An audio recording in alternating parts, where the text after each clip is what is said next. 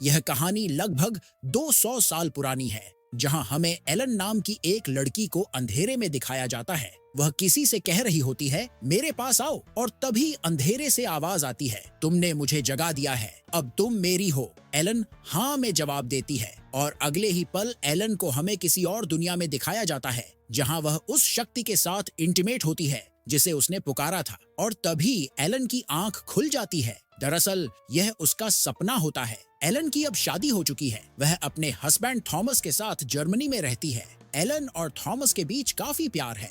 Thomas एक real estate company में job करता है, जहां से उसे 6 हफ्तों के लिए एक दूसरे शहर में जाने के लिए कहा जाता है, क्योंकि वहां एक बहुत अमीर आदमी रहता है जिसका नाम काउंट ओरलॉक है। अब वह रिटायर हो चुका है और वह उस शहर में घर लेना चाहता है जहां एलन और थॉमस रहते हैं। इसके बदले थॉमस को अच्छा खासा कमीशन मिलेगा, साथ ही उसकी प्रमोशन भी हो जाएगी। हालांकि वह अपनी वाइफ एलन को छोड़कर नहीं जाना चाहता था, लेकिन यह उसके करियर में एक बहुत बड़ा मौका है, इसलिए वह घर आकर एलन को बताता है। एलन यह सुनकर परेशान हो जाती है। वह थॉमस से कहती है, तुम मत जाओ, मुझे लग रहा है कि अगर तुम गए तो हमारी जिंदगी में परेशानी आ सकती है। साथ ही उसे बहुत बुरे सपने भी आ रहे होते हैं। लेकिन थॉमस उसे समझाता है कि अगर उसने यह डील कर ली तो उसे जो कमीशन के पैसे मिलेंगे उससे वे बहुत अच्छा घर खरीद सकते हैं। एलन के दिल में अभी भी डर होता है, इसलिए थॉमस जाने से पहले उसे अपने दोस्त के घर ले जाता है, जो दोस्त अपनी वाइफ और 2 बेटियों के साथ रहता है, ताकि एलन को डर न लगे। एलन थॉमस को अपना लॉकेट देती है जो हार्ट शेप का होता है, और उस लॉकेट के अंदर एलन के बाल भी होते हैं। वहीं दूसरी ओर हमें एक आदमी को दिखाया जाता है जो एक अजीब सा रिचुअल कर रहा होता है। उसके पास एक किताब है जिसमें वह कुछ लिख रहा होता है, साथ ही वह किसी को पुकार रहा होता है। दूसरी ओर हमें थॉमस को दिखाया जाता है जो उस जगह पहुंच जाता है जहां उसे काउंट ओरलॉक से मिलना है। यहाँ पर लोग अजीब सा डांस कर रहे होते हैं। थॉमस उनके लीडर से पूछता है, क्या आप मुझे काउंट ओरलॉक के किले का पता बता सकते हैं? मुझे उनसे मिलना है। उसका नाम सुनकर लीडर कहता है, वह एक शैतान है, और अगर तुम भी अपनी भलाई चाहते हो तो अपने घर वापस चले जाओ। लेकिन थॉमस उससे मिलना चाहता है और डील पूरी करना चाहता है। थॉमस नोटिस करता है कि यहाँ लोगों के पास बहुत सारा लहसुन है। साथ ही एक लेडी उसके लिए प्रेयर कर रही होती है। उसे बताया जाता है कि काउंट ओरलॉक की परछाई से इंसान को बुरे सपने आने लगते हैं और उसे उससे दूर रहना चाहिए। लेकिन वह किसी भी कीमत पर काउंट ओरलॉक से मिलना चाहता है। थॉमस तय करता है कि वह आज रात उसी जगह पर गुजारेगा। रात को जब वह सोता है तो उसे बहुत बुरा सपना आता है। अगली सुबह जब उसकी आंख खुलती है तो उसके आसपास कोई इंसान नहीं होता। अचानक से सब रात ही रात में गायब हो गए होते हैं। थॉमस यह देखकर हैरान होता है और अब उसे काउंट ओरलॉक के किले तक पहुंचने के लिए अपने सफर को तय करना है, इसलिए वह वहां से निकल जाता है। तभी उसके पास से घोड़ा गाड़ी गुजरती है जिससे वह टकराने वाला होता है, और उसे पता चलता है कि यह घोड़ा गाड़ी काउंट ओरलॉक ने उसके लिए भेजी है। इसलिए वह उस घोड़ा गाड़ी में बैठकर काउंट ओरलॉक के किले में पहुंच जाता है। हालांकि उसकी तबीयत खराब हो चुकी है, लेकिन वह किसी भी कीमत पर काउंट ओरलॉक से मिलना चाहता है। वह देखता है कि काउंट ओरलॉक अंधेरे में खड़ा है और वह बहुत डरावना लग रहा होता है। काउंट ओरलॉक उससे गुस्सा होता है और कहता है, तुम बहुत देर से आए हो और आज के बाद तुम मुझे काउंट ओरलॉक नहीं बल्कि माय लॉर्ड कहकर पुकारोगे। थॉमस उससे बहुत ज्यादा डर चुका होता है। इसके बाद काउंट ओरलॉक उसे खाने के लिए इनवाइट करता है, और जब वह ब्रेड काट रहा होता है तो थॉमस का थोड़ा सा हाथ भी कट जाता है। काउंट ओरलॉक कहता है, आओ मैं तुम्हारे हाथ में पट्टी बांध दूं। थॉमस अब बहुत ज्यादा डर चुका होता है। वह इतना डर गया होता है कि बेहोश हो जाता है, और जब उसे होश आता है तो उसके आसपास कोई नहीं होता। वह किले में काउंट ओरलॉक को ढूंढना शुरू कर देता है। तभी वह एक कमरे में जाता है जहां उसे मिरर में एक अजीब सा रिफ्लेक्शन दिखता है। दरअसल इस पूरे किले में बहुत ज्यादा अंधेरा होता है, और अब काउंट ओरलॉक थॉमस के पास आता है। उसने दूसरी भाषा में कुछ डॉक्यूमेंट्स बनाए होते हैं। वह थॉमस से कहता है, मैंने इसमें लिखा है कि मैं तुम्हारी एजेंसी के थ्रू एक नया घर खरीद रहा हूँ। इस पर तुम्हें साइन करना होगा। हालांकि थॉमस साइन नहीं करना चाहता, लेकिन काउंट ओरलॉक के डर और पैसों के लालच में वह साइन कर देता है। काउंट ओरलॉक उससे कहता है, तुम्हारे पास जो लॉकेट है मैं उसे देखना चाहता हूँ। और जब थॉमस उसे अपनी वाइफ एलन का लॉकेट देता है तो वह उस लॉकेट को रख लेता है और थॉमस को वापस नहीं लौटाता। और अब वह उसे सोने के सिक्के देता है जो उसका कमीशन है। थॉमस अब वहां से घर वापस लौटना चाहता है, इसलिए वह काउंट ऑरलॉक से कहता है, मुझे मेरा लॉकेट वापस दे दो, और तभी उसकी आंख खुल जाती है। दरअसल यह भी शायद उसका एक सपना था। वह देखता है कि उसकी छाती पर किसी के दांत के निशान हैं। वह बहुत ज्यादा डर चुका होता है।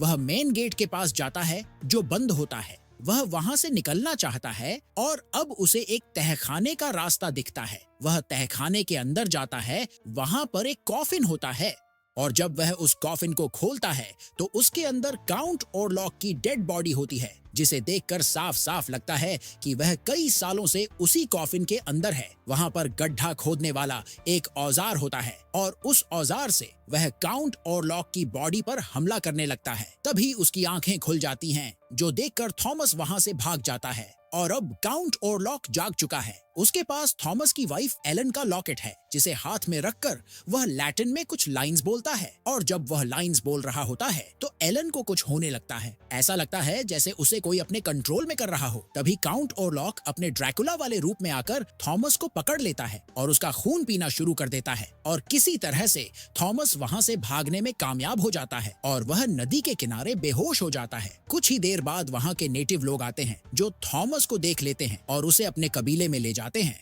जहां वह झाड़ फूंक करने के साथ साथ थॉमस के जख्मों पर मरहम भी लगाते हैं। थॉमस होश में आ जाता है। वहां पर एक लेडी होती है जो थॉमस से कहती है कि तुम काउंट ऑरलॉक की परछाई की लपेट में आ चुके हो, तुम्हें इस जगह से कहीं नहीं जाना चाहिए। लेकिन थॉमस जल्द से जल्द अपनी वाइफ एलन के पास जाना चाहता है, क्योंकि अब उसे समझ में आ चुका है कि काउंट ऑरलॉक की नजर उसकी वाइफ एलन पर है। इसीलिए वह उस जगह से निकल जाता है। वहीं हमें एलन को दिखाया जाता है जिसकी तबीयत बहुत ज्यादा खराब है, इसीलिए डॉक्टर उसका चेकअप करने के लिए आता है। यह वही डॉक्टर है जो उस आदमी का भी इलाज कर रहा है जिसे हमने कहानी की शुरुआत में किताब के साथ एक रिचुअल करते हुए देखा था। इस आदमी का नाम नोक है और यह काउंट ऑरलॉक का सेवक है। यह काउंट ऑरलॉक के लिए कुछ भी कर सकता है और अब उसे एहसास हो चुका है कि काउंट ऑरलॉक जल्द ही आने वाला है। दूसरी ओर हमें काउंट ऑरलॉक के ताबूत को दिखाया जाता है जो जहाज के अंदर है। अचानक काउंट ऑरलॉक के ताबूत के अंदर से चूहे निकलने लगते हैं, जिससे पूरे जहाज में थाउन प्लेग की बीमारी फैल जाती है। वहां पर लोग मरने लगते हैं। काउंट ऑरलॉक जहां भी जाता है वहां अपने साथ तबाही लाता है। जहाज में एक आदमी को एहसास हो जाता है कि इस ताबूत के अंदर कुछ न कुछ है, इसलिए वह कुल्हाड़ी लेकर ताबूत के पास जाता है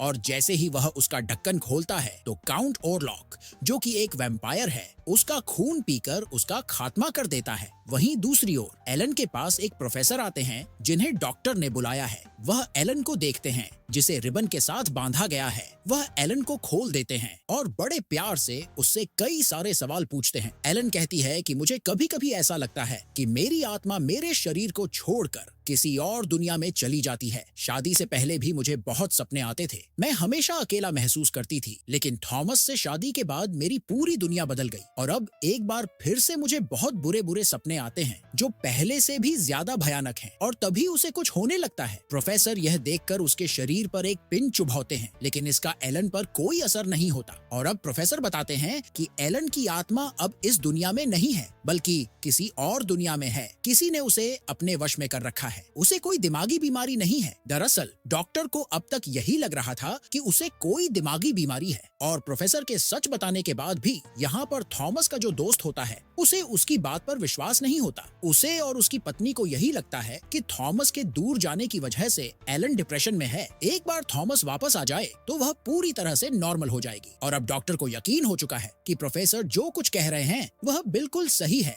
और तभी एलन अपने बेड से उठकर बाहर दरवाजे के पास जाती है जहाँ पर थॉमस बेहोश पड़ा होता है। यह थॉमस को अंदर ले जाते हैं जहाँ पर डॉक्टर और प्रोफेसर उसका इलाज करते हैं। दूसरी ओर हमें उस जहाज को दिखाया जाता है जिसमें काउंट ऑरलॉक का ताबूत है और वह शहर के किनारे पर पहुंच चुका है जहां पर थॉमस अपनी वाइफ एलन के साथ रहता है और उस जहाज की हालत बहुत खराब होती है। उसके सारे यात्री और काम करने वाले मारे जा चुके हैं। दरअसल चूहों की वजह से उसमें ताउन प्लेग फैल गया था और अब वही चूहे शहर में भी फैल जाते हैं, जिससे पूरे शहर में ताउन की बीमारी फैल चुकी है। दरअसल जहाँ भी काउंट ओरलॉक जाता है वहाँ पर इसी तरह की तबाही आती है। काउंट ओरलॉक का यहाँ पर जो सेवक है जिसका नाम नोक है, उसे भी समझ में आ जाता है कि काउंट ओरलॉक शहर में आ चुका है। वह उसके पास जाता है। काउंट ओरलॉक उसे बताता है कि मैं यहाँ पर एलन को अपने साथ ले जाने के लिए आया हूँ, लेकिन मैं जोर जबरदस्ती से उसे अपने साथ नहीं ले जा सकता। उसे खुद अपनी मर्जी से मेरे साथ आना होगा,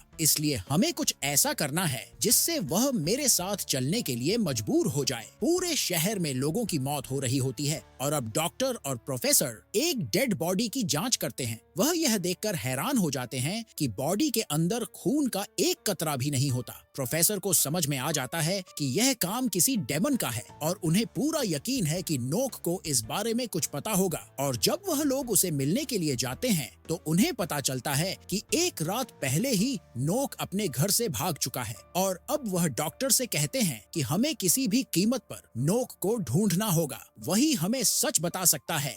और अब भी थॉमस के दोस्त को उनकी बातों पर यकीन नहीं होता। दूसरी ओर हमें काउंट ओरलॉक को दिखाया जाता है जो पूरे शहर पर अपनी नजर डालता है, जिससे बहुत सारे घरों में लोगों की मौत हो जाती है। अगले सीन में एलन को रात में सपना आता है जिसमें काउंट ओरलॉक उसके सामने होता है। वह उससे कहता है कि तुम्हारे हस्बैंड थॉमस ने मेरे साथ एक डील की है जिसमें उसने तुम्हें मुझे बेच दिया है और अब तुम्हें मेरे साथ चलना होगा, वरना 3 दिनों के बाद तुम्हारी जिंदगी में जितने भी करीबी लोग हैं उनकी मौत होना शुरू हो जाएगी। दरअसल थॉमस जब काउंट ओरलॉक के किले में गया था तो उसने उससे कुछ पेपर्स पर साइन करवाए थे जो काउंट ओरलॉक के मुताबिक प्रॉपर्टी के पेपर थे, लेकिन सच तो कुछ और था, क्योंकि उन पेपर्स पर लिखा था कि एलन को थॉमस ने काउंट ओरलॉक को बेच दिया है। वह पेपर्स दूसरी भाषा में थे, इसलिए थॉमस उन्हें पढ़ नहीं पाया था। वहीं काउंट ओरलॉक एलन से कहता है कि तुम इंसान नहीं हो, इसलिए तुम इंसानों के बीच में नहीं रह सकते, लेकिन एलन उसके साथ जाने से मना कर देती है। वह कहती है कि मैं तुम्हारे साथ नहीं जा सकती, मैं तुमसे प्यार नहीं करती, मैं अपने हस्बैंड थॉमस से प्यार करती हूँ। उन दोनों की बातों से ऐसा लगता है जैसे यह दोनों पहले से एक दूसरे को जानते हैं और तभी एलन की आंख खुल जाती है। वह देखती है कि थॉमस के दोस्त की वाइफ जो उसके साथ सो रही थी